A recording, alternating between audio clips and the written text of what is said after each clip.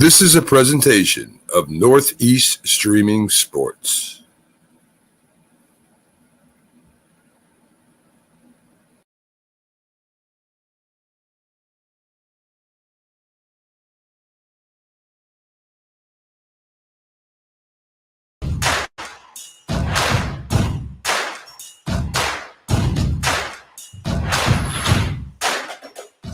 Hey guys, Keith Engel for TGI Sports Talk, college football at Huddle. How are you guys tonight? Oh, guys, I just got through doing two shows today. I taped two shows today. One this morning early with Uwe von Schaman. You college football fans will remember a kicker from the 75. Well, he didn't get a chance to play on the 75 national champion Oklahoma Sooners, but he did play and had a very storied career, all Big Eight kicker for the Sooners from 76 to 78, then played with the Miami Dolphins. Had a great interview with him this morning that we'll play on Friday.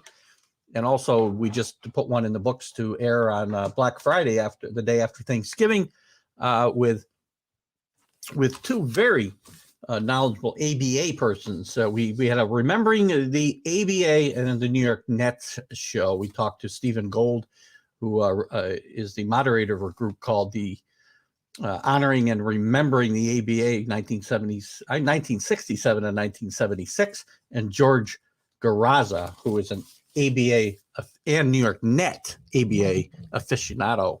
Had a good time with those guys tonight. And tonight, we're going to talk some college football. Gosh, man, we're going to have George Beringer join us a little bit later. Mark Mancini is on assignment in Pittsburgh, hiding out, trying to stay away from those LA fans, I guess. And Larry Sorensen will not be joining us tonight, but he'll be with us next week to kind of catch up on the ACC and the Wake Forest. So tonight it's going to be mostly us, and Jim Beringer will join us at 7:15 for a bit, and we'll talk about what's going on in his world, in his take on the NCAA. So big games last week. Oklahoma finally gets outed a bit. They'd skated by Nebraska. They'd skated by Kansas. They skated by Kansas State. But a really good Baylor team put a whooping on them, 27-17. Really hurt Oklahoma in the standings. That was one of the big games of the week. Michigan beating Penn State, another big game last week. We'll talk more about all of this. We've got coaches in trouble. Fuentes gets fired at Virginia Tech. So there'll be lots of stuff going on there. Rumors about Lincoln Riley being approached potentially by LSU. Lots of stories to talk about. We'll try to get into the Heisman a little bit.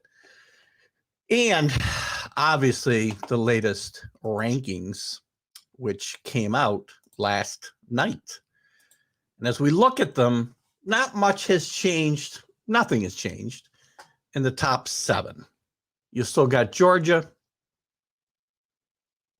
who put a pretty good whipping on Tennessee, 41-17. Tennessee, as Carlos said, stayed around for a quarter or so. Hey, David Gayette, how are you tonight? Good to see you. But then they pulled away. Georgia's defense is really good. Really good. This is the best team in the country. This is the one team I don't have a problem with their ranking. Alabama stays number 2 because they put they got some style points, if you want to go that way. 58-3, they beat New Mexico State. Why they're playing New Mexico State in week 11 is beyond me. Good grief, right? Oregon, no style points for them. They struggle with Washington State. 20, let's see, what did they do? 38-24. Not a terribly impressive win, I don't think, for Oregon. This Washington State team's not that good. Ohio State scores a bunch of points and gives up a bunch of points again to Purdue. Purdue couldn't make it 3 times a charm this year in knocking off highly ranked teams. as they lose 59-31 to Ohio State. Cincinnati, I predicted here last week they would get that big style point victory. I predicted a 48-7 victory. They only won 45-20. Let's see what they win. 45-28. This game was well in hand, but they let South Florida hang around. Not going to do them any favors at all. Rick Sherlock, how are you? Just talked about your Bulldogs, and they're definitely the real deal, and the one team I can't argue with the rankings on. Let me go down here a little bit more. So again, Michigan hasn't moved. They stay ahead of Michigan State. Again, I don't understand the logic of Michigan being ahead of Michigan State. I just don't get it. Michigan did take care of business against Penn State. Penn State's offense was atrocious. Atrocious. If it wasn't for their defense, they wouldn't have been in this game, and they were in a position to win it in the last 4 minutes. Their offense is just setting back football decades, for crying out loud. Michigan State thumped, who did they play? I forget who they played now, but I know they thumped them. Maryland, 40-21. I don't know. This thing's up for grabs. They got Ohio State this week. Michigan State's season, Ohio State's season is on the line here, guys. On the line. What else? Notre Dame, nice victory. They do move up one spot from 9 to 8. They're in position to, if they run the table, and there's some teams that lose ahead of them, like Alabama, like Oregon, like Cincinnati, like Ohio State. They could move up. This team is not out of the playoff hunt yet. Wake Forest moves up 2 with a big victory against North Carolina State. Gave up a lot of points, but scored a lot more. Not a lot more, but more. 45-42. No defense on that team, but they're an exciting team to watch, I'll tell you. And the team I thought would really jump this week was Oklahoma State with a really big victory, a statement victory, I thought, last week. But they didn't have the big jump, I thought. I thought they might actually jump Notre Dame. But they moved up one spot to number 9, Oklahoma State. This is a team I think still controls its own destiny. And we're going to talk with Jim Behringer when he comes in, too, about all of this. You know, and I think it's possibly a bad for Oklahoma State that Oklahoma losses before. It would have been good if Oklahoma State had beaten Oklahoma next week in Bedlam and then beat them again in the Big 12 championship game. Oklahoma State's not out of this, though. I'm going to tell you right now. Either Ohio State, Michigan State, one of those teams has fallen back probably behind Oklahoma State if they were to run the table. One of them. One of them's probably going to make the playoff because they win the Big Ten. So teams like Cincinnati, now if they lose, they're done, of course. We know that. If Alabama loses somewhere along the way, if Oregon loses somewhere along the way, certainly that could happen. Cincinnati might lose this week. Who knows? Now the door opens for Notre Dame and Oklahoma State to jump. I don't think anybody can jump any further than them. To me, it's a foregone conclusion unless they just beat, I guess if Michigan State beats Ohio State or Michigan beats Ohio State, then goes to the Big Ten championship game and gets beat by the South team or the West team or whatever division. I always mix those directions up with that league. Then they're not going to get any team in. So now the door's wider open for both Notre Dame and Oklahoma State.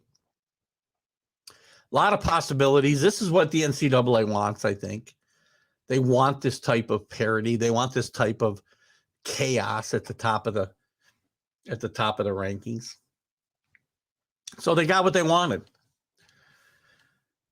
So I don't know. We're going to talk about some coaching carousel rumors, lots of stuff going on with Justin Fuentes getting fired, as I said. Lots of really, really good openings. I can't remember a season with this many good openings, and we haven't hit the off season yet, guys. LSU, USC, Washington, Virginia Tech. You got TCU open. You may have other jobs open. Miami, I don't know. I thought Manny Diaz was safe, and now I don't know. Not a good effort for them against a bad Florida State team last week. Lots of interesting possibilities, though. Lots of good games coming up this week. So we got a lot to talk about tonight. We hope we get your comments in here. Rick, I know you're just sitting there waiting for Carlos to show up.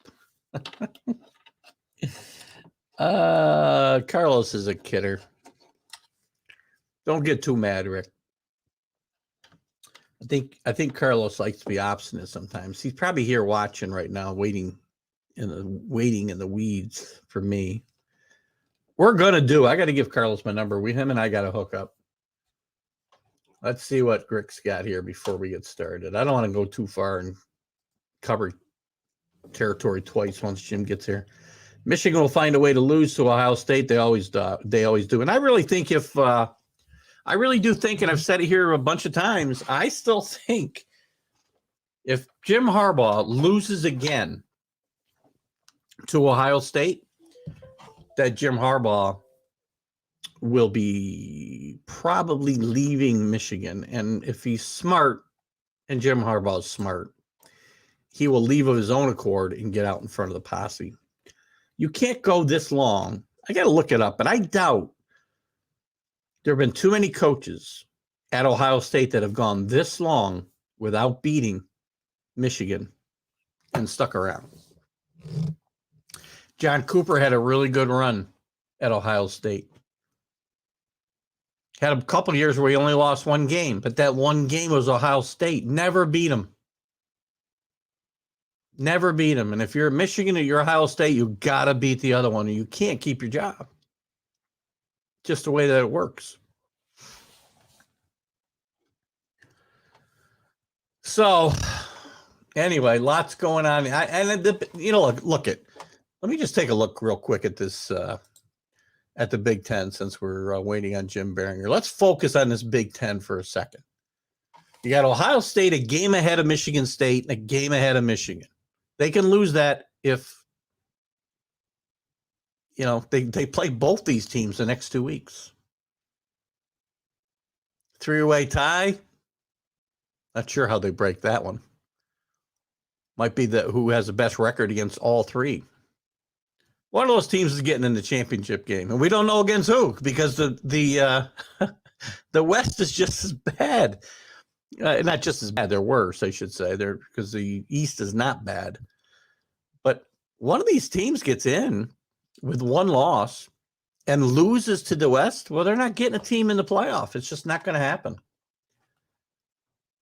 So with all that going on, let's bring our guest in from the last word on college football.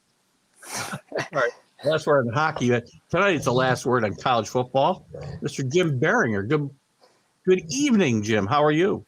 I'm good, Keith. How are you? I'm great. I've had to record 2 interviews today. One this morning. I just did one now, and I'm tired. My wife wants to know if I'm ever coming out of this office. And I said, well, when I got shows all done for the next 2 weeks so I can have fun, yes. Anyway, I had to record some shows, and it was fun. I don't know if you remember the ABA, but I just did a show with some guys on remembering the ABA and the New York Nets. We kind of focused on a little bit. So not sure that you're old enough to remember the ABA, Jim, but there was a lot of fun to be had in that league. I mean, I've heard stories about the ABA. I heard it was a really good league, fun league. It was a lot before like ESPN Classic goes off the air. I used to watch like ABA games on ESPN Classic and stuff. You could find like a bunch of stuff on YouTube now. Yeah, but I mean, Nets were one of the dominant teams in that league, if I'm not mistaken. They were certainly once they got Dr. J, that's for sure. And that really prompted the merger with the NBA, but that's a different show. I don't know Yeah. how I got off on that tangent. That's what I tend to do. Let's start where we got to start. I've already started talking a little bit about the rankings, which changed very little this week. Nothing at the top. The first 7 teams stay the same. Yeah. As far as as far as how those teams played, I mean, I'm still, again, Georgia's the best team in the country, and it's not even close right now in my mind. Yeah. Alabama plays New Mexico State. My gosh. Yeah, I mean, Rutgers could beat up on New Mexico State. I mean, come on. I'm so tired. Why, and again, I know other leagues do this, but why did the SEC teams wait until week 11 to play New Mexico State and Georgia's playing Southern Charleston, whatever this week? I mean, come on. You can't be doing that in week 11 and 12. This is nonsense. Yeah, that's how they keep their rankings so high. Let's beat up on New Mexico State and then jump Cincinnati in the AP poll to number 2. Why? Because you beat New Mexico State. Like I said before, Rutgers could beat New Mexico State. Yeah, and I don't think that's I'm not even sure who Alabama's got this week. They might have a bye. No, they play Arkansas this week. Oh, Arkansas. Right. They got Arkansas and Auburn. I don't think a great way to get ready for those 2 teams, which I think Arkansas probably won't beat them, but I think they'll give them a game. But Auburn's got them at home, and that's not a good way to be warming up for these 2 games if I'm Nick Saban. No, I mean, look, again, it's the schedule. We can all talk about the schedule and how things are scheduled, but because I think everybody agrees to wait. Rick wants to say good morning or welcome, and he stuck up for you. And I appreciate that. I appreciate that. But I was gonna say is I like this Big 12 round robin type schedule where you got to play everybody. And I know the SEC, I'd like to see a little bit more crossover with the SEC West, in particular, because I think it would be, it'd be interesting to see how everything would do if you had to play more conference games instead of playing New Mexico State or another chump school, before you play your 2 big games to close out the year. I got a really unique idea. Instead of bashing leagues like the AAC, how about you schedule them and play them? And then exactly. And then we find out whether these teams can actually play or not, and not just debate it in this room, right? Exactly. We talk about we talked about the first week when I was on here. Okay, Cincinnati got a little bit disrespected. Well, you said go play bigger schools on the road. Now, no one expected Indiana to be this bad, and I understand, right? But you know what? They went into Indiana and won. They went into Notre Dame and won. I mean, what do you want them to do? What else do you want them to do? They played Georgia close last year and lost. So I don't understand. I never this topic of these schools can't hang and they're going to get blown out by 40. I don't want to hear that excuse anymore because the semifinals, if we have the teams we're going to have, we're probably going to have a blowout in one of those games. Let's see. Rick, whose team is playing at Cupcake this week. Sometimes playing Cupcake hurts you going into the stretch, which we just said. Yep. Everything works in those games until you play a top team. That's why I think, and your team too, Rick, I think is making a mistake in playing a team. Play them in, I don't care if you play them on August 30th. Who cares? Nobody cares. Week 0, right? Yeah, week 0. We can play them in week 0, not week 12, especially when you're coming up with a showdown at some point here with Alabama probably in the SEC title game. I mean, it doesn't look like A&M's going to get there. I mean, unless Auburn figures out a way to beat them. I mean, I still think it's Alabama and Georgia in the SEC title game.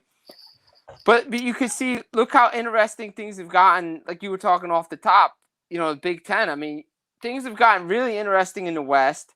Things are really interesting in the East. That stuff. Everybody talks about, the week before, everybody said disrespect, head-to-head doesn't matter. That's going to work itself out between Michigan State, Michigan, and Ohio State. That's going to work itself out. But those teams are playing each other, and they're going to figure that out. You got down in the Big 12. You got a lot of stuff's getting worked out. And I will say this.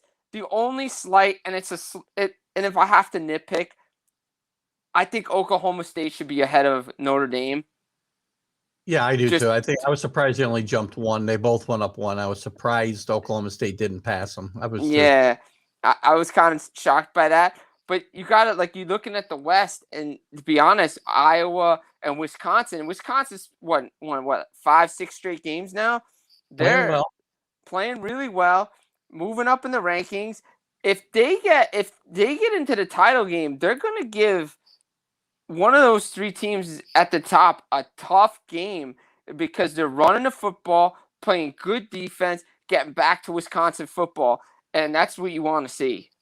And which I was saying, if that happens, if that scenario comes about, the Big Ten gets nobody in the playoffs. No, they get nobody in. Unless, no, I can't say. No, they if the East loses that championship game, there's nobody getting from the Big Ten, which is good for Oklahoma State, which is good for Notre Dame, obviously good for Cincinnati. Right. Because I still think Notre Dame and Oklahoma State are positioned to make that move up to the top four, possibly if they win out. Well, I think it is according. I was listening to this on the show. They said that the lowest position a team has been in to make the playoff has been 9, and it was Oklahoma when they ran the table and got in. So Oklahoma's sitting at that 9 spot right now. A lot of things are going to work itself out at the 4, 5, at the 4, 6, 7 position, maybe even the 5 position as well. But a team that I know, I've been bashing a little bit for being at 3 is Oregon, and they got a tough game against Utah this weekend. They're going to get 2 games against Utah, most likely. They'll probably play them in the championship game as well. Yeah, so, that's not going to be it's not going to be an easy game for them. And the way they have been playing lately has not been great. It's going to – and here's the thing, too. We were talking about Oklahoma State, and I really like this Oklahoma State team. I think they've been playing very well. I've been all over them all year myself. And I thought they had a chance to make that big move. I think, and I said this earlier, that Oklahoma losing last week hurts Oklahoma State because they've got them probably twice the rest of the year. They'll most likely play them in Bedlam. Well, they will play them in Bedlam in 2 weeks, and then they'll play them in the Big 12 championship game, and that hurts. I think if they'd been the one to give Oklahoma their first loss, then beat them again just a couple weeks later, it would have been a better on their resume than Oklahoma now with 1 loss already. Yeah, but can't they? I believe, isn't it the fact they could probably play Baylor twice too, right? They could. Baylor could still get in there, yes. But what are they? Game behind? Actually, they're tied with Oklahoma, right? And they have the head-to-head against Oklahoma, right? Let's take a quick look here. Yeah, they do because they won yesterday. So yeah. Well, Baylor's got 2 losses though. So yeah. If Oklahoma State beats Oklahoma, then they're 5. And yeah, you're right. They could. It could be Baylor against Oklahoma State. So it could be a rematch there as well. And a team that it's funny. I said off the top they probably wouldn't, like, beginning of the year, they're probably not gonna have a good year. And for Dabo Swinney's team, their record right now is not not what it normally is. But Clemson's making a run in the ACC right now. Yeah, tough game, big game this week with Wake Forest. That's going to be an very interesting game. Because if they get the W there, they could be looking at a title game. They probably, let's see, they're, they'd be, well, no, they got they're 2 games behind Wake Forest. I don't know if they can, Wake Forest loses out. They'd have to lose to BC and Clemson. Yeah. I don't see them losing to BC themselves. So it'd be a little tough. But Clemson's made a nice recovery here, I think. I would agree with that. And look, people like to say Dabo Swinney's not that good a coach. He won because of the athletes, and Clemson's all done. Well, Clemson will be back next year, probably one of the top 4 teams in the country, in my mind.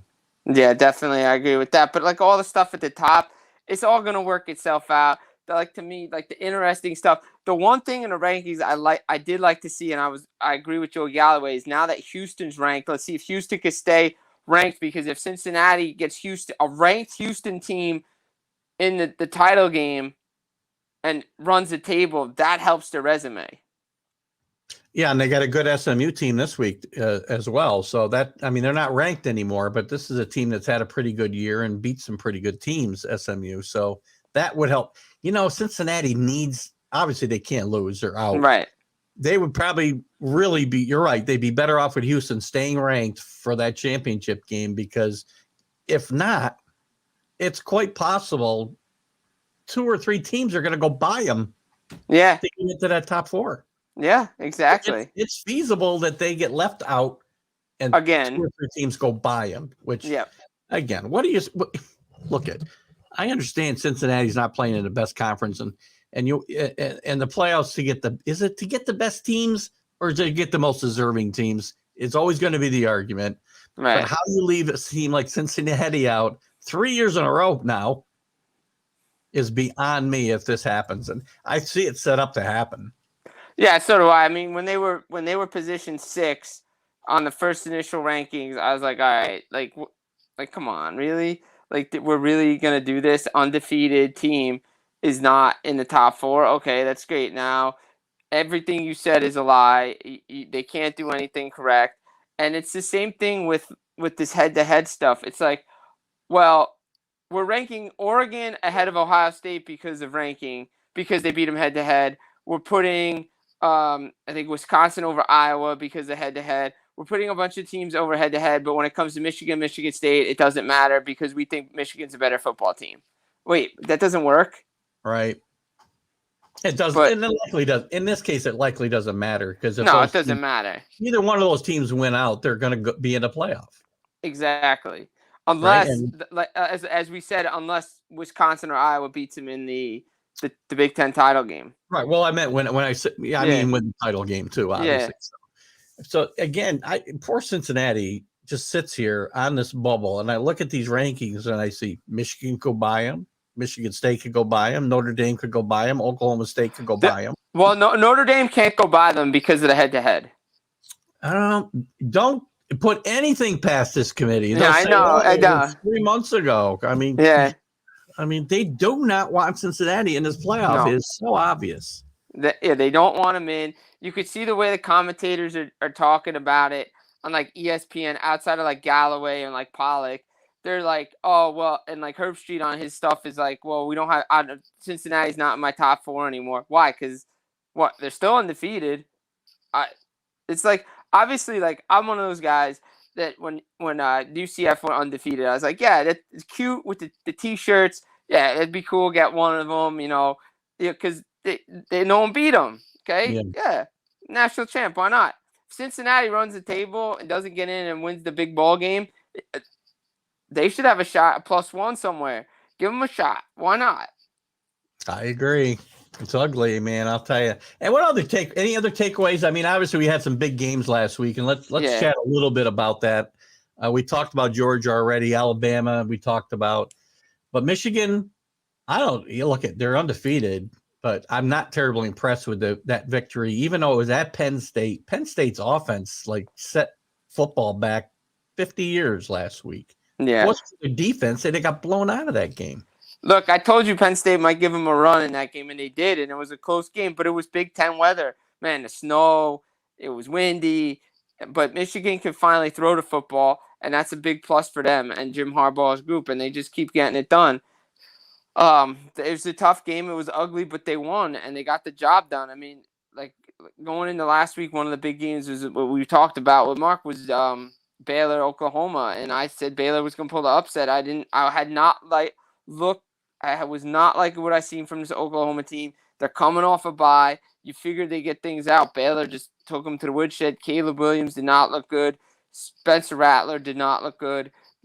Oklahoma has big-time problems offensively right now, and they can't stop anybody with the run, and that's going to be an issue against Iowa State this weekend. Yeah, while we're talking about Baylor, Oklahoma, and I talked about this Sunday, I think after you were on, we did our hockey spot, but the whole deal with Lincoln Riley crybabying over the timeout at the end. I mean, I don't understand the big deal. I mean, change the rules. If point differential is going to be part of the equation for tiebreakers, then you can't get mad at somebody for calling a timeout and kicking a field goal when it might matter to them 3 weeks from now. Well, that's why they did it, because I think Oklahoma State beat Baylor by 10, so they want to beat them by 11 so they can hold the point breakers. The NCAA, if they don't want this type of scenarios, which I agree, it's not a great visual. They got to clear the field, and Lincoln Riley, I get why he's upset, but then go to your league and tell them to change the tiebreaker rules, because I don't like point differential tiebreakers anyway. They're ridiculous. No, this isn't tournaments. this isn't a tournament. It's not goal differential. It's not point differential. Right. We're supposed to. You win the game. You win the game. There shouldn't be. But then you got to get more big. If you're gonna cry about that, then you got to expand the Big 12 so you can have 2 divisions and have 2 division winners to meet in a conference championship game. Right. The other game I was impressed with, Ole Miss, and people like to get on Lane Kiffin, but this team has played really good football, except for against Alabama. Yeah. And they beat a really good Texas A&M team, and I think fairly convincingly Saturday, and ended, for all intents and purposes, ended to A&M's SEC championship hopes, and kept their own alive. I don't think they're very good. Because obviously, where am I here with my standings? I think they lost to Alabama, so I mean, unless Alabama loses out, they can't win the tiebreaker, right? They can't win the tiebreaker. God knows. I mean, look at this season has been crazy. I wouldn't be shocked to see Alabama lose to Arkansas and Auburn. It's been a crazy season. It could happen, but I will say this: if Ole Miss keeps playing like this, they could find themselves in a New Year's Six bowl game. That's a good thing for this program. Lane Kiffin, everybody wants to knock him, but you know what? I think he's found his itch down in Ole Miss with that team, and they're playing really good football right now. And let's see, if they can back it up with that victory last week. It brings up a good question, actually, just to pivot a little bit away from the games. A lot of chatter, I was talking at the top. I can't remember a year with so many big openings. Right, yeah, things do change very quickly, especially in this particular coaching career. I got a little feedback here. Hold on one second. There we go. Yep. I don't remember a year with this many really good job openings. Already you got, before the season even ends and coaches get fired, you've already got USC and LSU and Washington and Virginia Tech, and who else am I missing? LSU. And you've already got, God darn it, you've already got Lincoln Riley now being rumored to go to LSU. You've had Lane Kiffin tied to these jobs. I'm shooting. He's not tied to USC, obviously, but he is tied to the LSU job a little bit. I mean, do you see it? You think, let's just start with Kiffin. I mean, is Kiffin, I think he's found a home, as you said, at Ole Miss. I don't think he's looking to go anywhere. But if they offer him the world at LSU, which I think LSU has, by the way, their hopes are a little bit too high year in and year out. I mean, it's a good program, don't get me wrong, but this isn't a team that's going to compete for a national championship every year, and that's our expectation. That's why Oregon is on his way out now. Look,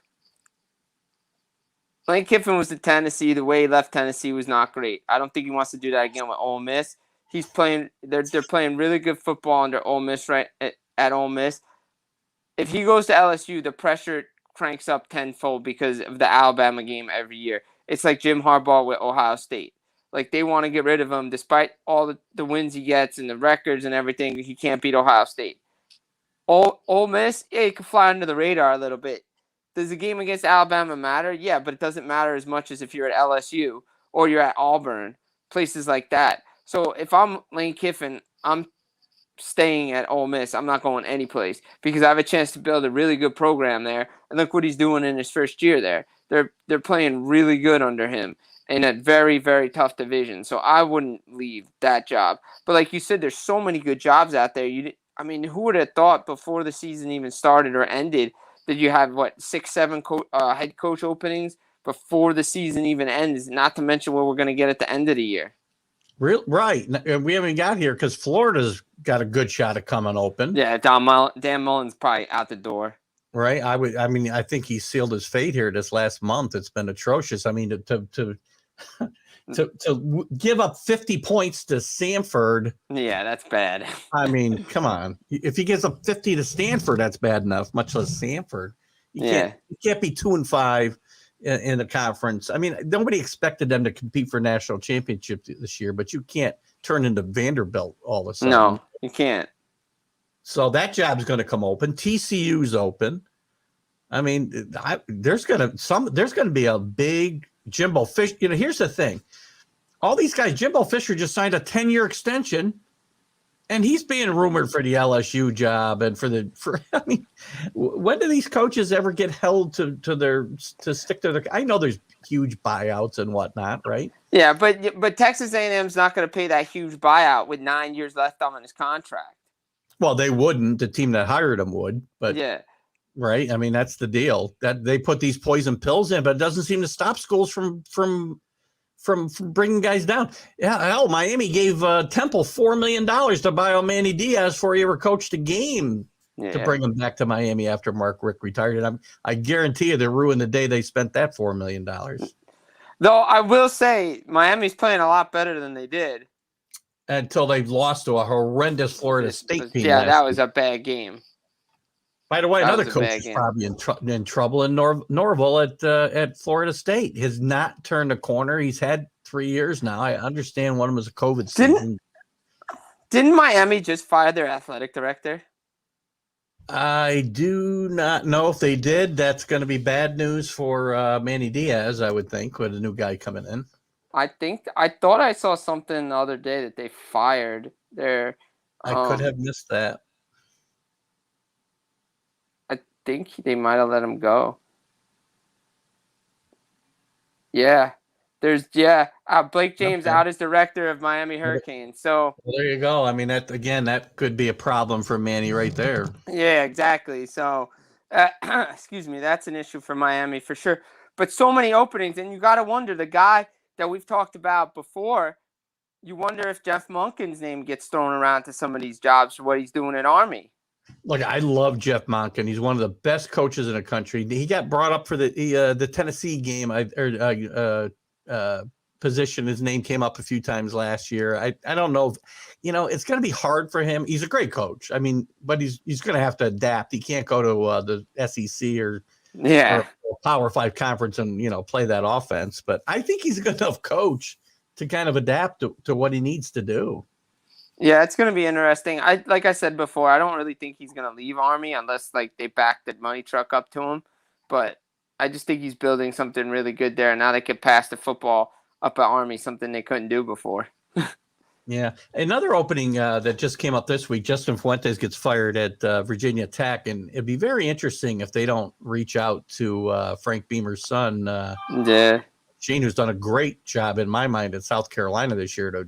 They've been we're in a horrible. I mean, they're not in the thick of the SEC race at all, but he's had a very competitive season for the most part, and I would be shocked if they didn't make some overtures to him to bring him back to the school where his father put on the map.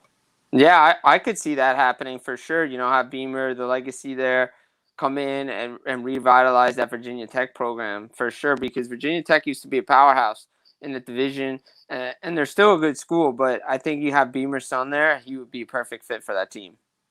I agree. Anybody else that you see right now? Because again, with all these big, with all these big openings, and you get, like I said, Lincoln Riley suddenly linked to LSU. You got Luke Fickell linked to like 4 different jobs. James Franklin, I think, is taking himself right out of any jobs. I mean, is there anybody that you see in a horizon that really fits somewhere that you can see making a big move? Look, I don't know if it's going to happen. I don't know if he even would want the job. But I've heard Urban Meyer's name tied to USC so many times. And I know he just started in the pros, but I could see him going to a big program like that. What about, and I think Carlos might have brought this up on the show a few weeks back with Meyer, and I wouldn't doubt if he looks to get out. He's miserable, obvious. It's obvious he's not happy in the NFL. But with Florida suddenly in disarray, what about him going back to Florida? I wouldn't be doubt. If Florida came calling for Urban Meyer, that would be something full circle for his career as a coach.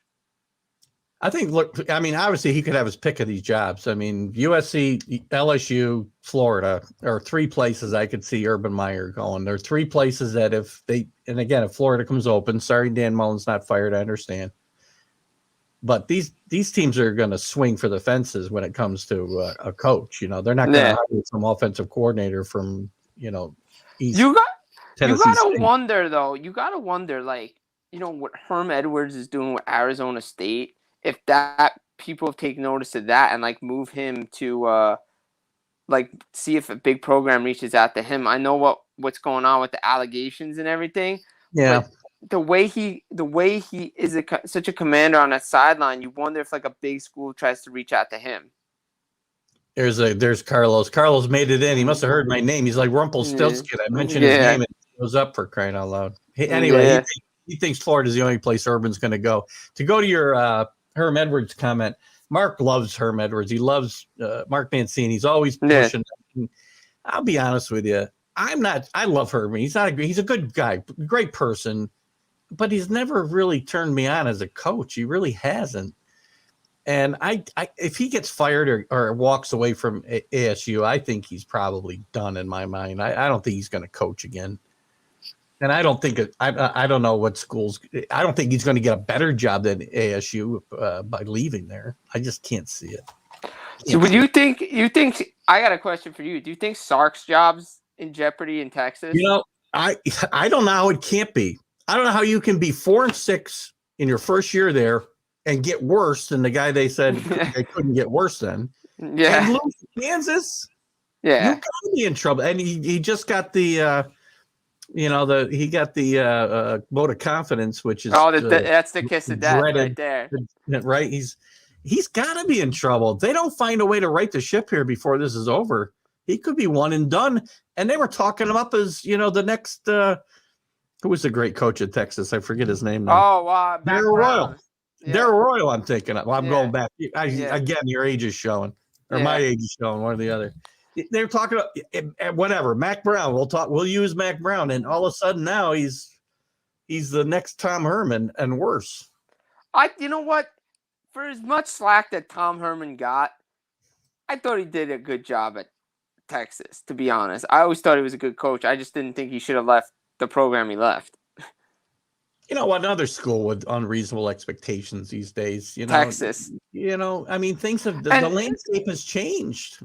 Think about this. So those two schools, and I know we're probably wrapping up, but these two schools want to jump into the toughest conference in college football, and they think they're going to get better.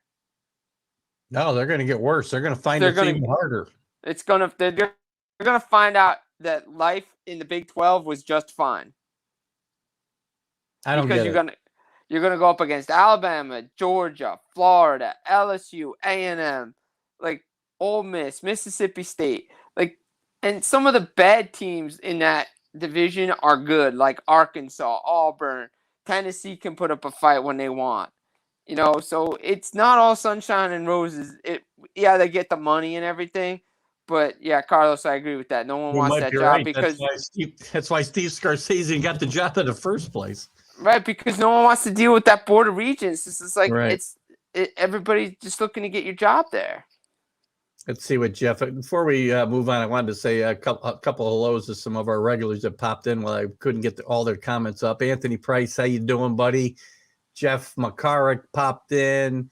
Carlos obviously popped in. Rick was here. Jeff's got a comment. What's he got here?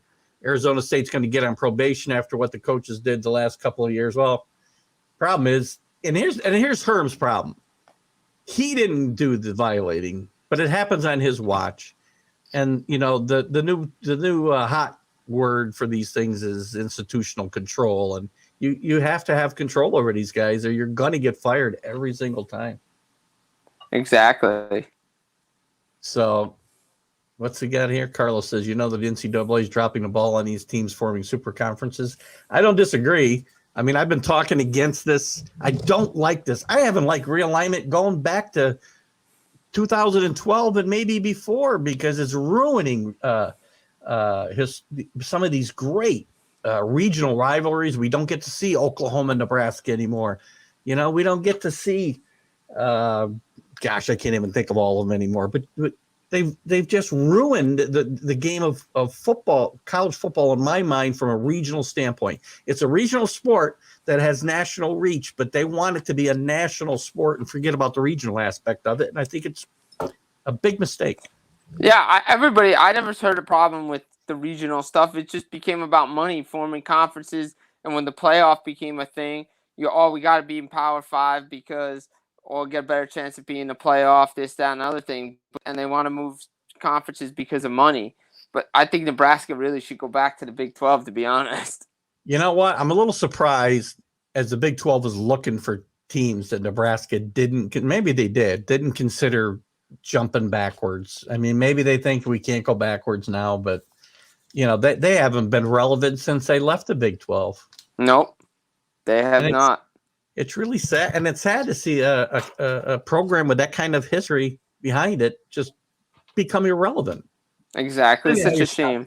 And then they hire Scott Frost and another guy that, listen, I had the same problem with the Yankees and Aaron Boone, and I can't change my opinion now that if you want to fire your coordinators or your coaches because you're not happy with them, God bless you. That's your job. That's your choice.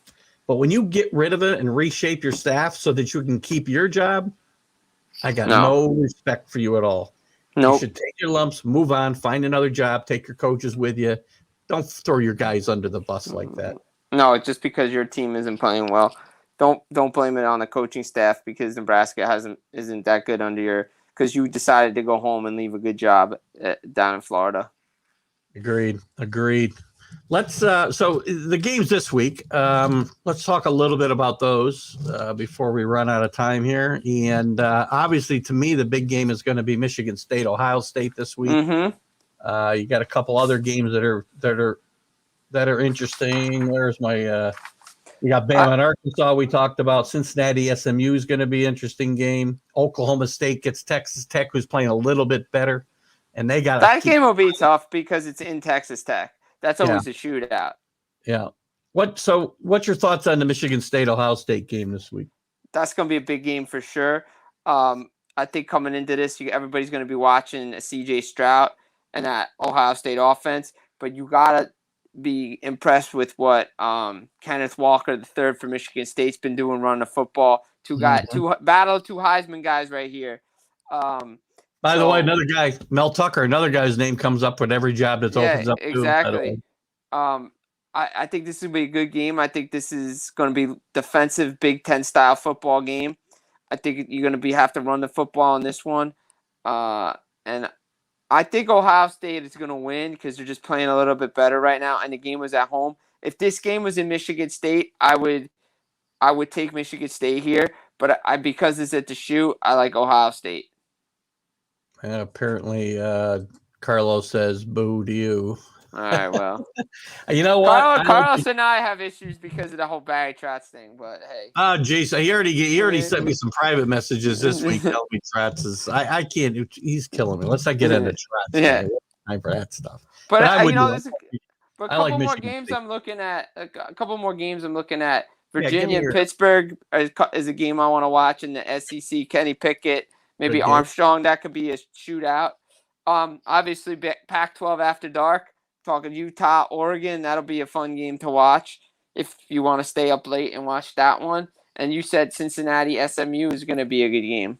I'm really looking forward to that game. I think Cincinnati really they've got to win, obviously, and I really think they need to put some points between them and SMU.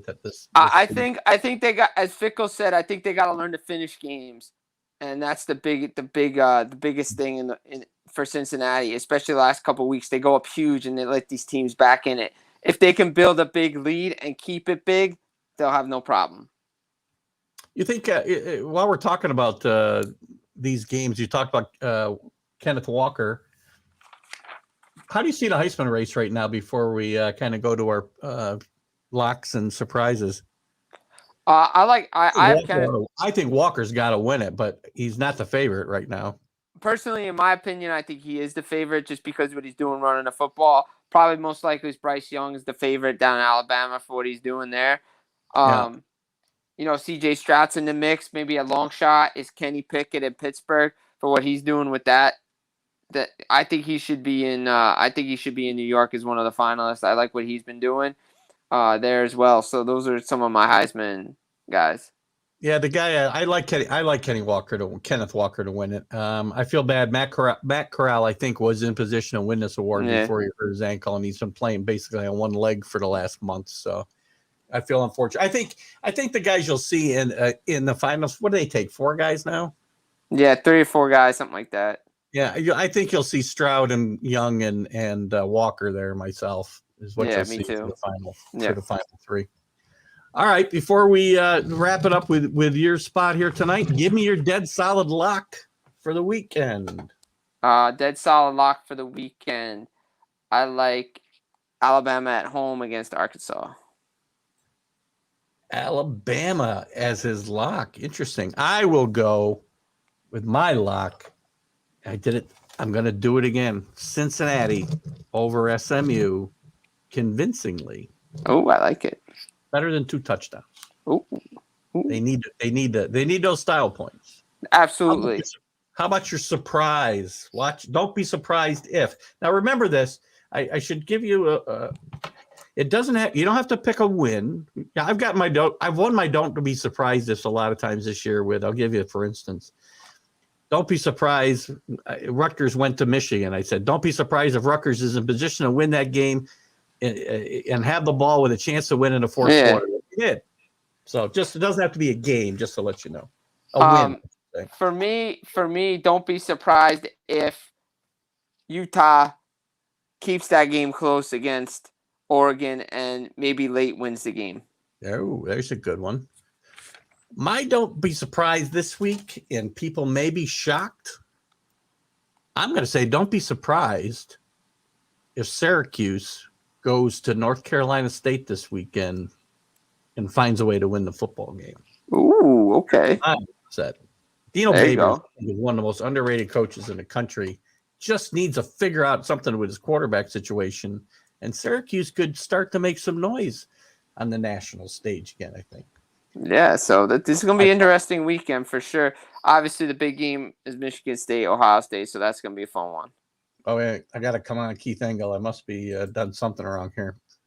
You know that SMU is playing the Super Bowl. I do know that. That's also why I think this is the spot for Cincinnati to make their statement right now, Carlos. That's why I think they need to win this game and will win this game. Because they know SMU. This is their big game for SMU. And I've noticed Cincinnati plays better in bigger spots like they did against Indiana and Notre Dame, and I think they show up this weekend. The real Cincinnati team shows up this weekend. Right. And this is a good SMU team. I'm not saying this is not a good team. I just think Cincinnati will show up. Sonny Dykes, by the way, speaking of coaches getting mentioned for a bunch of jobs, another guy, Sonny Dykes from SMU. Exactly. Very good coach. All right, Jim, thanks for coming in tonight. We'll see you Sunday. We'll see you Sunday. We'll talk some hockey Sunday morning. And for that, we'll talk some college football. We'll talk something. So we'll figure it out. The stream of consciousness, and we'll split it up a little bit since we talked a lot of hockey last week. We'll split it up a little with you Sunday morning. Yeah, we'll figure it out. We'll figure it out for sure, man. Absolutely. Excellent. Always a pleasure to do this stuff with you. It's becoming more frequent, and I like it. Yeah, me too. I love having somebody to talk to that, I listen to myself and I just realize how stupid I am when I'm talking by myself all the time. So thanks for coming in, Jim. We'll talk to you later. All right. Talk to you soon. Have a good night. All right. Bye-bye. All right, guys, let's see what you got going here. Go Rangers. We'll talk that on Sunday. I might have missed a few comments. Let's just see. We'll catch up. It's hard because I know that we get distracted with the comments sometimes and it's hard when we're chatting. So give me some new comments, Carlos. Michigan State has the worst pass defense. That's Jeff. According to the stats, you're right. Carlos talked about the fact they have to run the football, and they do have to run the football. Whoops. And I think you meant Michigan State. I'm not sure, Carlos, but you're absolutely right. Michigan State, doesn't matter. Ohio State scores 14-plus games. You know what? I don't disagree. Michigan State's not coming back from a couple touchdown deficit, most likely to win this game, Carlos. So you're probably right there. Going to be very interesting to see what happens there. I'm going to run down a few more games that I like. And by the way, back to the coaching search, I think you're going to see a really big game of musical chairs. The one name I would not say is leaving to go anywhere is Luke Fickell. That team's set to go to the Big 12 in 2 years. He's built something in Cincinnati that I think he wants to stick around for. I don't know why I got such a bad look on my head here tonight. Anyway, I don't see Luke Fickell going anywhere. I wish I brought that up with so that's going to be a boring game for Ohio State. I don't know what we got going on here. I can't catch up with these. Let's see what Carlos has got up here. Bye, Jimbo. Carlos, what do you think about this week? Tell me what you think about the I'm telling you, Georgia, Rick's been a little quiet tonight, but I'm going to tell you again, back through the rankings, Georgia is the only thing that is solid in this whole thing. Otherwise, all other 3 spots are wide open. And Cincinnati can get beaten from as far back as 9 by Oklahoma State. Can't happen. Nah, it was happening with my other backdrop too. I usually don't get it this bad. Something funky going on with the camera tonight. Whatever. It is caused by the green screen, but I usually get enough light on my head where I don't blind you guys with my head, and also can get not to get that pixelation, which I hate. But we'll deal with it for the rest of tonight. So let's take a quick look around the scoreboard real quick before we wrap up tonight. We're going to wrap up a little early. Early games this week, Houston against Memphis. Again, Houston, it's important, I think, that they keep winning and stay in that top 25 so that when they when Cincinnati beats them in the hopefully undefeated in the AAC championship game, it will carry much more weight and keep them alive for that Final Four. Georgia will start beating up. I can't even talk about the Georgia game. Again, stop scheduling these cupcakes in week 12. Play them in week 0. Play Cincinnati. Play the AAC. Play Memphis. Play somebody who can play football. Oh, my God. San Diego State at number 19 goes to UNLV. They'll destroy them. There's the Georgia game against Charleston Southern Technical Institute for the Blind. Sorry if I don't mean to. I don't mean to. We got another new viewer tonight. Hello, John. I'm going to mispronounce your name, John, because that's what I do. John DeLon. Let's see what you say. Cincinnati isn't going to playoff. The committee has an obligation to TV rankings, and Cincinnati getting blown out in the first means a lot of TVs get turned off. John, how many, and again, don't take offense to my disagreeing, or not, listen, I agree with the sentiment. What I don't agree with is, what does it matter whether Cincinnati's getting blown out in the first game or Notre Dame is? My TV's turning off if Notre Dame's behind 35-0. And by the way, Cincinnati probably won't get blown out. Cincinnati can play with these teams.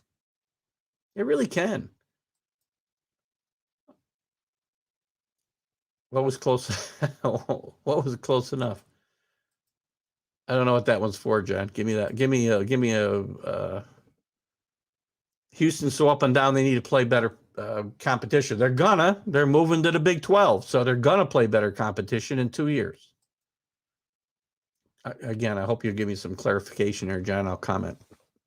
So why does Oklahoma and Notre Dame keep getting these championship games? Well, first of all, Notre Dame's only been to one. I think they've only been to one championship game since Kelly's been there. They've been in the Final Four a couple of times. It's not like they're there year after year, because they're not. They're just not. So, me, close enough on the name? Oh, man, close enough works for me, because I am, if it's not Smith & Jones, I'm struggling there, buddy. But thanks for joining us tonight, John. I'm glad you're in. I hope you'll like and share and follow TGI Sports Talk if you're not already, and invite your friends. We want the followers, buddy. Thanks for coming in. Listen, we disagreed. We love to disagree in this show, so bring a topic and we'll talk about it. You guys continue the topic. I'm going to go through some more games or topic. You guys continue to comment. I'll go through a couple more games. We talked about Michigan State, Ohio State. I think Michigan State's going into the horseshoe and beating Ohio State this weekend. I like Wake Forest. You know what? Larry's not with me today, but I've been the good luck charm for Wake Forest. I will say they'll beat Clemson on the road. Going to be a shootout. Clemson will finally score some points this week, Carlos, against a horrible Wake Forest defense. Sorry, Larry, if you're watching. Oklahoma State at Oklahoma. Oklahoma's got a rebound, a very disappointing season for Iowa State.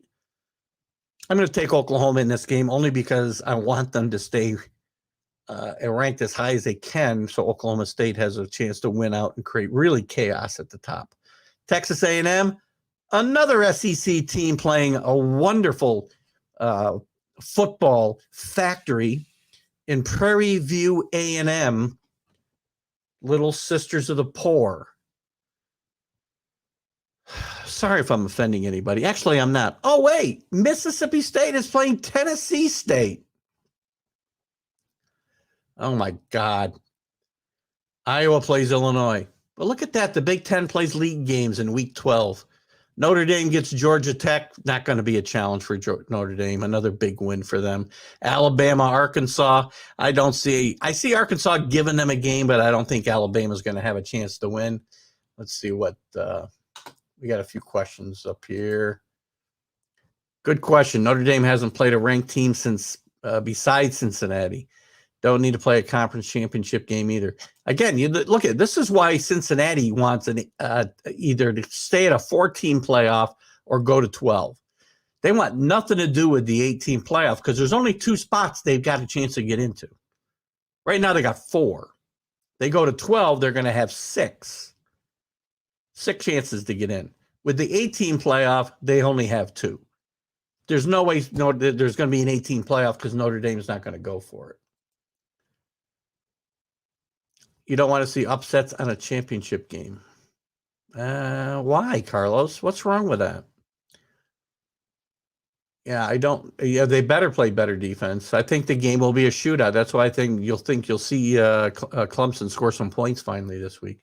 What happens with that chaos if Michigan State beats Ohio State? Does that, no,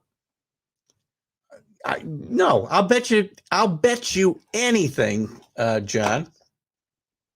Let me go back to the rankings just to make sure I know what I'm talking about. Michigan State is at 7. Cincinnati's at 5. Ohio State's at 4. If Michigan State beats Ohio State, they will go ahead of Cincinnati.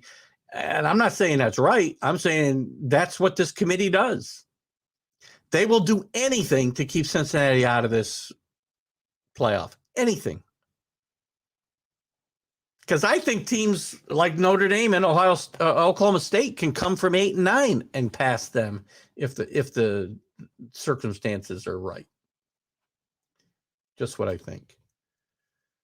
I think Michigan State was in the top 4 as well. I think it would be pretty obvious that's what'll happen. So you're right on target, I think there, John. Where was I? Before I really interrupt myself. You guys comment, I'll go on to some more games. Cincinnati, SMU. I say, again, this game's at Cincinnati. SMU's a really good team. I agree, Carlos. This is their Super Bowl. They're really well coached by Sonny Dykes. They've struggled a little bit here recently. This is a place Cincinnati steps it up against better competition. I think they win this game by 2 scores. If it's on the card, it'll be I'll be wagering it this weekend. Michigan going to Maryland. Be careful. Maryland was a lot of people, including mine, sleeper pick here. And just be careful going in there. Pretty much the teams that have gone in there recently, like Michigan State, have taken care of business, but just be careful. Wisconsin gets Nebraska. Wisconsin, we talked about earlier, is really playing good football right now. And Nebraska is back to playing really bad football. And Scott Frost, as I said, lost all respect for him for throwing his staff under the bus so he could keep his job. Very interesting game. I would have thought an interesting game until I watched Arizona last week. Virginia going to Pittsburgh. Pittsburgh's played pretty good football. Kenny Pickett's still in the Heisman race, hypothetically. I think we're going to see a Pittsburgh win here, though.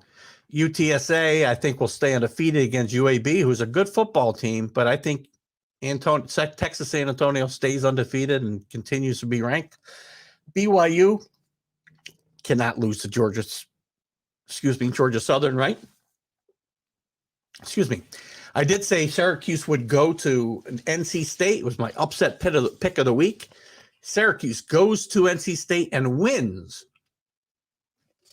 after NC State now has been let down a little bit here the last couple of weeks. Baylor off a big win against Oklahoma. I think they'll go to Kansas State and take care of business. I think Utah, as I agree with Jim Behringer, I think Utah will beat Oregon this weekend and set up maybe the first of two losses for Oregon to Utah in the coming weeks. Ole Miss will destroy Vanderbilt. And Oklahoma State at Texas Tech. Got to give Texas Tech a puncher's chance here because the game's at home. But Oklahoma State's playing too well. I've been picking them every week, and I do think they have the best chance to come from nowhere to make this really some chaotic movement in this Final Four and over these next 3 weeks. Oh, let's see. Eddie George. That's a bit random. Eddie George, coach. Oh, Eddie George is a coach of Tennessee Tech. I did not know that.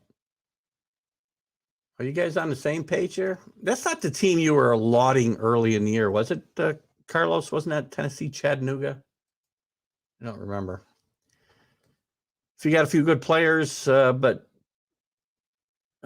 Texas. I guess you're still talking about Texas. Are you still talking about Eddie George? I think the rest of college football needs to tell Notre Dame to go fly a kite. You know what? I'll tell you what, John. First of all, they won't, because Notre Dame is Notre Dame, whatever. But the ACC had Notre Dame over a barrel last year, and they let them off the hook. Notre Dame needed the ACC. They needed to belong to a league last year to have a season because of COVID. They couldn't schedule. And the ACC let them in for 1 year. Well, I would have played hardball with them and said, you want in this year? You're in for good. Or long term. But they didn't do it. And ACC, and you know what? Notre Dame, as long as they've got a chance to go to a playoff every couple of years, go to a major bowl game, put all the money in their pocket and not have to share it with the conference, other conference teams or programs, that's what they're going to do. I hate it myself. Oh, let's see. I think it's right. Cincinnati to shut up and take their NY6 invite because it's more than they deserve. I don't know. I think Cincinnati's got a really good team, a really good coach, a really good quarterback, and they've got a program that's deserving. You know, obviously we play for this year and the rankings are based off of this year, but this team has been as consistent as any team in football outside of Alabama the last 3 years. And Georgia, I guess I'll throw in there. That's right, Utah for the upset. God knows what ugly uniforms Oregon will roll out this week. Yeah. Eddie George coaches Tennessee. Oh, I talked about MTSU. Okay. MTSU. Now I remember. Middle Tennessee. Right? Middle Tennessee State. I don't know. Where were we? We got a few more games here. Or have I covered the whole schedule? I covered the whole schedule. Just look at the, we do want to look at the, hope Rick's still here. We do like to cover the military academies as well. Navy's got East Carolina. Could be a win. Navy's played better here the last month than they have recently. So let's call Navy a winner this week.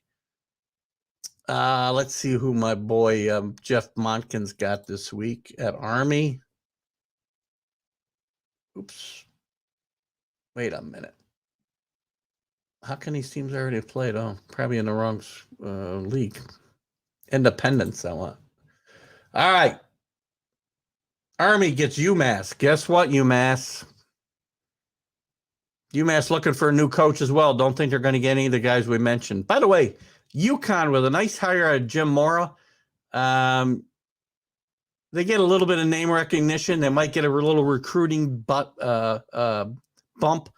but UConn's a disaster. And that's a shame because that program was on the rise before the Big East went away with the last round of realignment that destroyed the Big East. And also sent UConn spiraling. Guys, that wasn't even 10 years ago. Connecticut was playing in the Fiesta Bowl.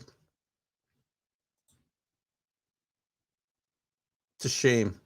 Hopefully Jim Moore can come there and make a difference. Air Force with a really tough game at Nevada this week. I hate to pick against the academies. We know that. But I think Nevada's going to win that game against Air Force. Yep, Rick was all over me with UMass. Let's see. Let me go back to your. What we got here? I love my Oregon. God, Anthony. It hurts my eyes. I think there's something wrong with my TV every time I look at their uniforms. I never know what they're coming out with. And you talk about a money grab. What other reason is there for Oregon and all these different color schemes they wear other than to sell a bunch of jerseys? Maybe there's another reason. A really good team that barely beats 2-7 teams every week. Oh, God. They are a really good team. They beat Notre Dame. Where is Notre Dame ranked, John? 8. They won at Notre Dame. At Notre Dame. I don't think you're a big Notre Dame backer, so that may not carry a lot of weight with you. They almost beat Georgia with basically the same team in a bowl game last year. Played right with them every step of the way. Coach Stockton at Middle Tennessee. Mass is who Army's playing. UConn beat Notre Dame back then. You know what? Good call there, Jeff. Randy Edsall really had it going that first time around at UConn, and it's a shame. And what killed the UConn program was realignment. Plain and simple. The Big East went away, UConn went away. Sad. Anthony. What Anthony say that you're with him, but right away. Oh, come on, Rick. Oh, my God, my eyes. I feel like, my God, I threw up or something. What do you got here, John? Have you seen what teams like Navy have done to that Cincinnati line? Well, did they lose the games? Jordan Davis played in that game against Cincinnati in the bowl game last year, and Cincinnati had a pretty good outcome last year. I'm sorry, pretty good effort last year. The outcome wasn't so good. Did they get blown off the field? No. They didn't. I'm not telling you Cincinnati is Georgia. But you don't think Cincinnati can play with Oregon? I do. Maryland might upset you. It's possible, Anthony. I think you and I were on the Maryland bandwagon earlier this year. If I remember right, it might have been you. Somebody was agreeing with me on this show. Maryland's kind of gone off the deep end, and baby Tua there has kind of fallen off the radar as well. What other games excite you guys this week? We got some good comments going on, so we'll stick with it. We'll go back and forth with John a little bit. So please, Georgia played half-hearted and still won. I mean, how do we know how Georgia played, half-hearted or didn't? The guy you just brought up played in that game.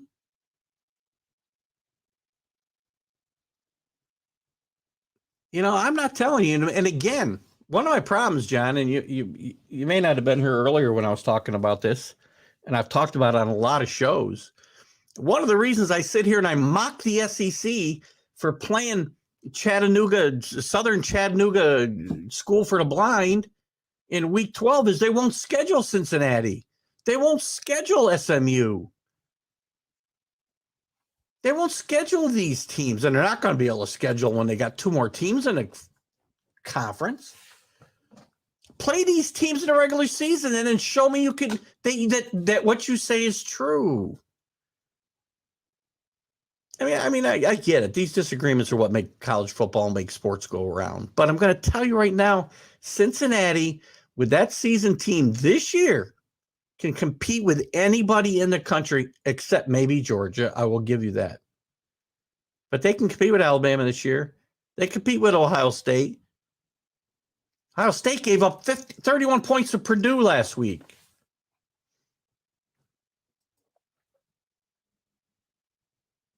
What do you got here? Let me come back here. I'll come back to your thing. I got a baby area. Baby Tua. What do you got, John? They can play with Oregon, but let's face it, Oregon is overranked. And, well, we can't have it both ways.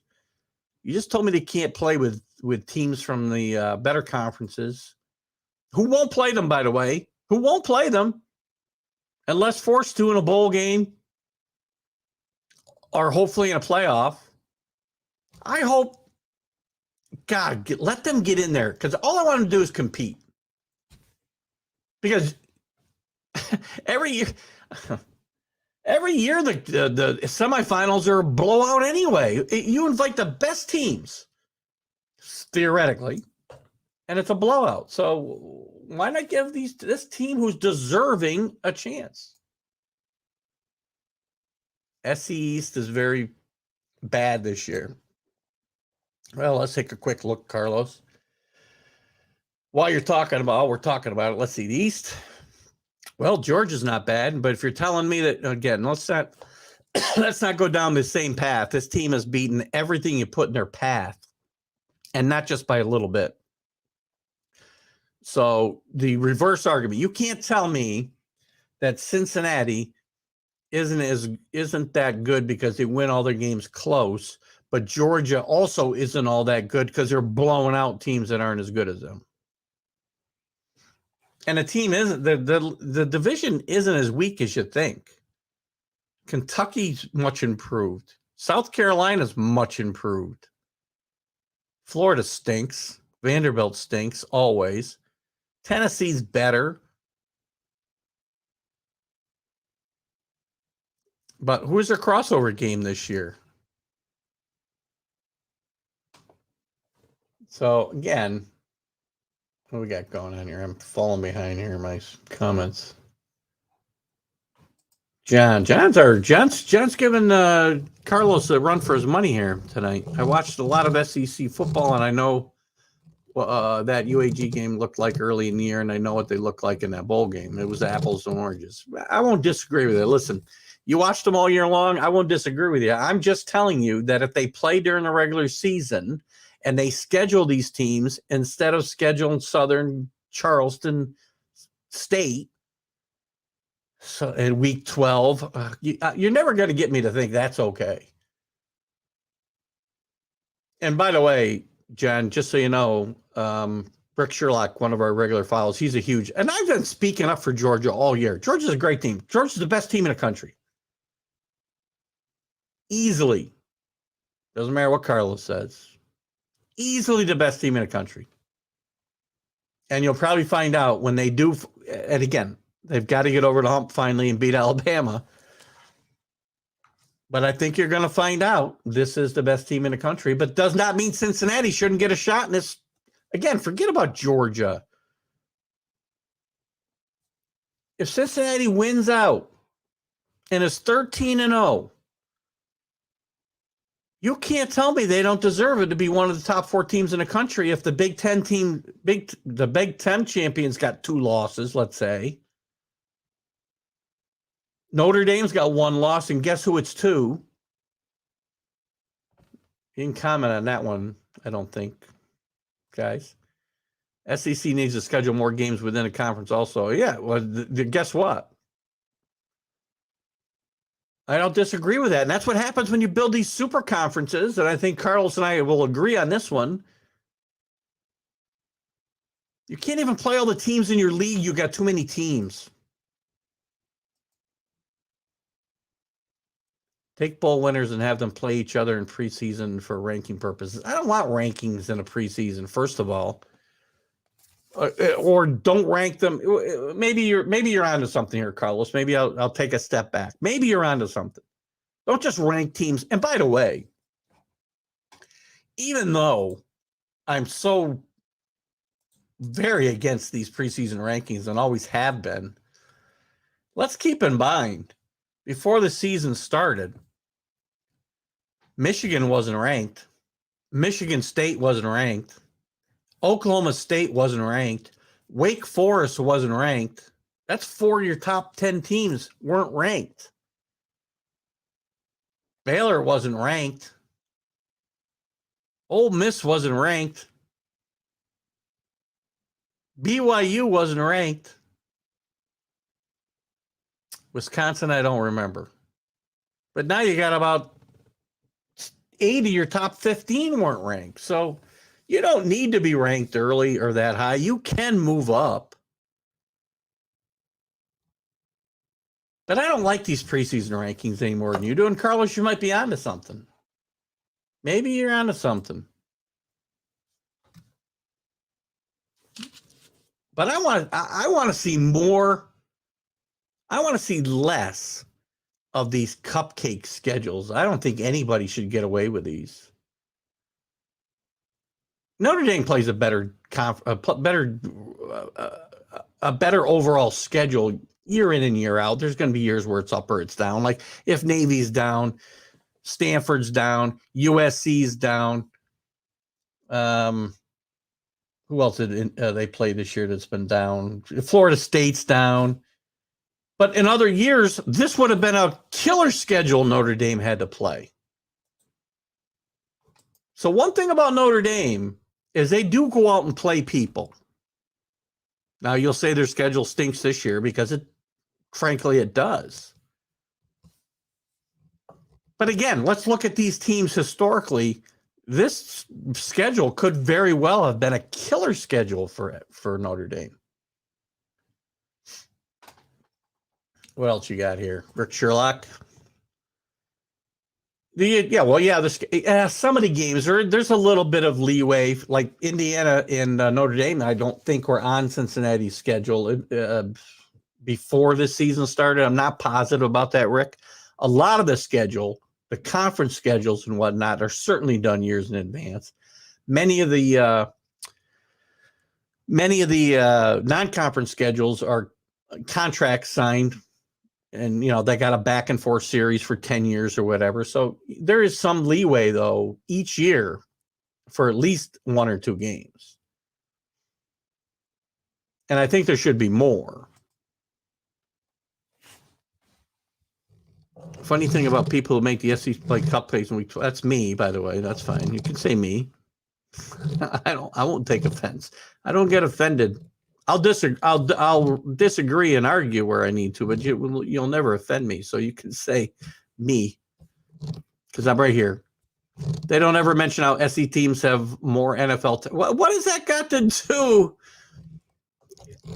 Well, I agree that the league. I don't disagree with that, but that really doesn't excuse you and give you It really doesn't excuse you just to have an easy W on your schedule. They tell Cincinnati to go out and play better teams.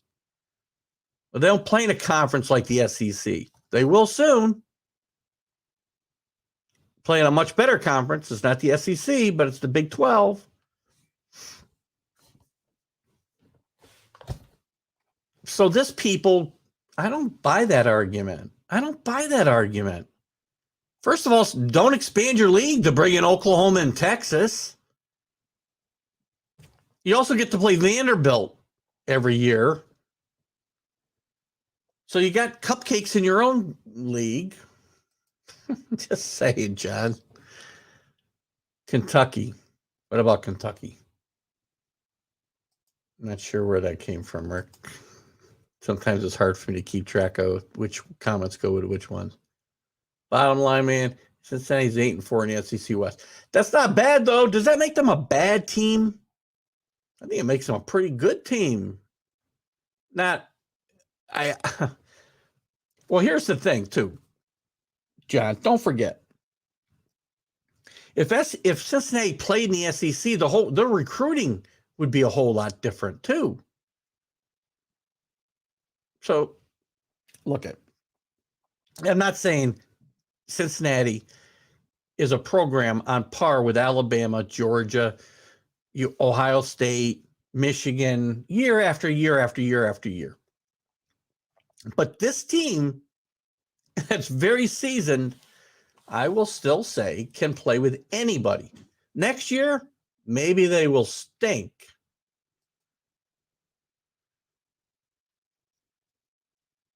Yeah, but Carlos, I guarantee you there's some. I guarantee you that there's some wiggle room in that schedule for at least one game, if not two. But I could be wrong. But a lot of these things, again, they're and it could be even more than that, Carlos. Some of these teams will schedule 10-year series, home and home. Especially teams like Notre Dame, right? They gotta lock teams in, which is why, again, this schedule, 5 years ago, 6 years ago, would have been a killer schedule. I'd rather. Oh wow, man. Pat, listen, I will make an argument. I've made it on this show, John. Welcome aboard, by the way. I like guys with dissenting opinions. It gives me something to do here, rather than just talk to myself. So thank you, John. I've made this. I don't know that the Pac-12 is all that much better than the AAC. I'm sorry. Let's just take a quick look at this powerhouse Pac-12.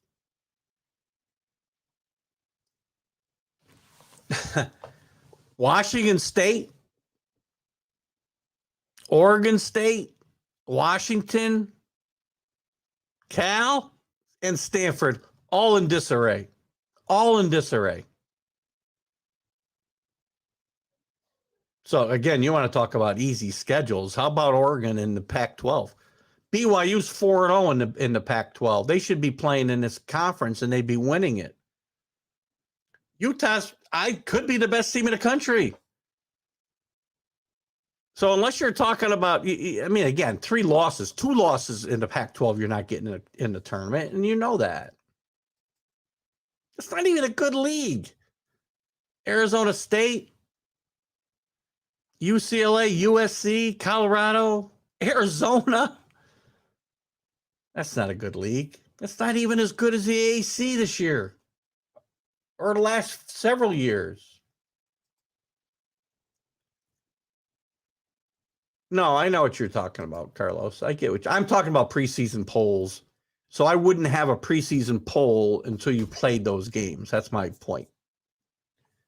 At least those games. Maybe you shouldn't have any for a few weeks.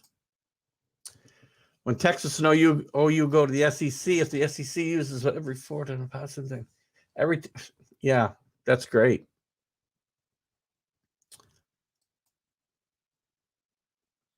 John, I'm coming to the conclusion you're a big SEC fan, and I get that. It's a great league. It's a great league. Can't take anything away from it. But what they're doing is also what's wrong with college football. And I talked about this earlier. I've talked about it on a bunch of shows that football's historically a regional sport with national reach, and they're bastardizing all these long time regional rivalries for the sake of the almighty dollar. Didn't need to happen. What are you apologizing for, Carlos? You never apologize. Oh, I got you. Which one? Oh, you're killing me. What did Jeff say? Did I miss one of Jeff's comments?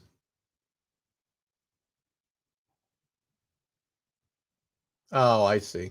I got you. You're talking about the pod system. I got you. All right, we're on the same page now. Look, it's a great conference. It just is. It really is, and I can't say anything about it. But again, I don't really care for some of the things that are happening. And it's not just the SEC; it's college football in general. Other teams are down this year for sure. In the Pac-12, Awful. There is no parity in the SEC, and I don't care. I don't really care about parity. I'm okay with teams being better than other teams. NFL talent means harder games, and that means you need. Why? But why, John? Again, just schedule games in your own conference. I wouldn't give you a hard time. Play Vanderbilt every year. Right? Play Missouri every year. Whatever. I know what you mean. And you're right. I'm not dismissing. I understand 8 and 4 teams don't make the playoff, John. I do. But again, this is why I want an expanded playoff. I want 12 teams or 16 teams because I want all the teams. 16 teams. Again, John, I know you're new to the show, and I've talked about this for a long time. 16 teams, all 10 conference champions get in, six at-large teams. Play it out. Let's get a real national champion. A real national champion. Can make it work. Makes too much sense, so it won't. And please, my team plays Vandy twice in a decade. Who is your team, by the way, John? I don't know that you made that clear, and maybe I've missed it. Oh, you're a Georgia fan, right? That's right. Sorry. You and Rick. Play twice a decade. I said play them, though. My point was stop scheduling Southern Charleston apple pickers.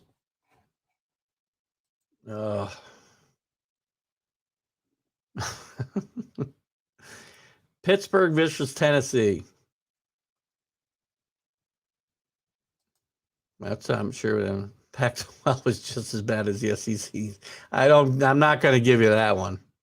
It's a Pac-10, 12, by the way, Carlos. You took 2. Oh, here you go. Never mind. Yeah, we talked about this earlier. There's a ton of great openings this year for coaches. Somebody has to be the Wednesday version of Billy and Kenny. Oh, God. Oh, God.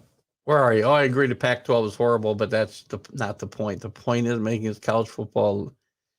You're an elitist, and you don't want to see G5 teams in my playoffs. Wow, John. Man, you really struck right to the point there. Well, at least you're honest. You're an elitist because you're an SEC fan and you feel entitled to all 4 playoff spots. Is that it? I respect that money argument, but I also reject it. Fame brings money, and college football is widely popular. End of discussion. Well, I'm not saying it's not popular. But, when you've got teams from Oklahoma playing in the Southeast Conference, you got teams from West Virginia playing in the Big 12 and having to travel to Texas and Oklahoma and Kansas every weekend. And the AAC, well, the Big East was talking about bringing teams from Idaho. Makes no sense. Makes no sense. John, I'm glad you came in today, though, because I've enjoyed this conversation. I got to wrap it up, though. You guys got my picks. John, Carlos, Rick, Anthony, Jeff. Who did I miss out? I appreciate you guys coming in. I got the wrong music to play. I'm glad you guys came in. I had a great time tonight. I love going back and forth with the comments with you guys. Hold on, before I go, what do you got here, John? I don't know about all 4 spots, but 5 spots every other year seems spot right.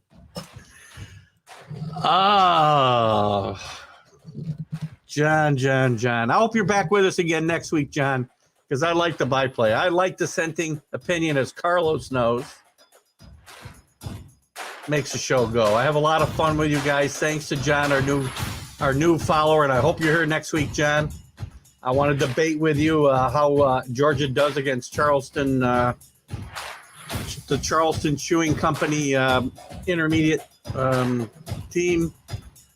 I pronounced that wrong. Keith Engel, TGI Sports Talk, college football huddle right here on Northeast Streaming Sports. Thanks, guys. Thanks for participating. John, glad to have you. Hope you had fun. Rick, you behaved. You and Carlos were perfect tonight. You guys have a great night. I got to go see my wife. Have a great night. See you. Oh, listen. My guest Friday, Uwe von Schaman, former Oklahoma Sooner and Miami Dolphin place kicker. It's a recorded interview, just an FYI. See you guys later. Keith Engel, I'm out of here.